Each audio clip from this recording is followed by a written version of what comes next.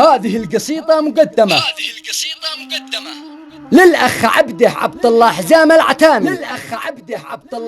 العتامي، عن مواجع حزنه في السجن ربنا يفك أسره.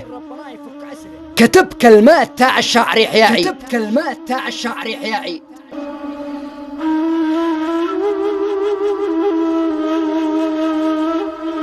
لا متى يا بزي تقعد في السجن مظلوم، يا حنيني حنين الجيد لا ضاق حاله.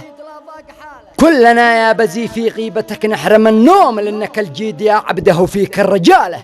يا رجال اليمن انتو لنا قادة القوم، ايش سوى البزي حتى تريدوا احتلاله؟ يا رجال اليمن انتو لنا قادة القوم، ايش سوى البزي حتى تريدوا احتلاله؟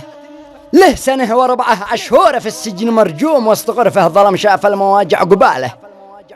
وامها الوالدها يحرم لها لذة النوم، جالسة وحدها تبكي ومشتاق وصاله.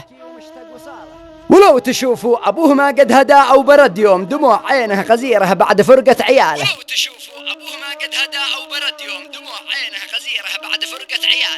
وينكم يا الذي كنتوا معه درع وهجوم، والآن سبتوا الأخ عبده لحاله. البزي في المواقف تعرفوه أول القوم، ما يفرط بصاحب أو يبيعه بماله. وانتو تركتوا الجيد في السجن مرجوم، كل من قد فعل في الجيد قدر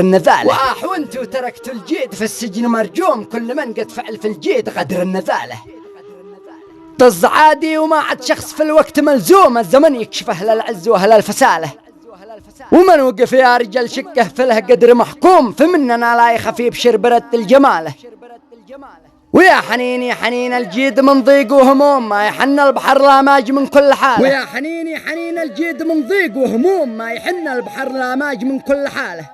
ودام ان القدر للجيد يا ناس مكسوم، ادعي الله يفرج سجن من ضاق حاله.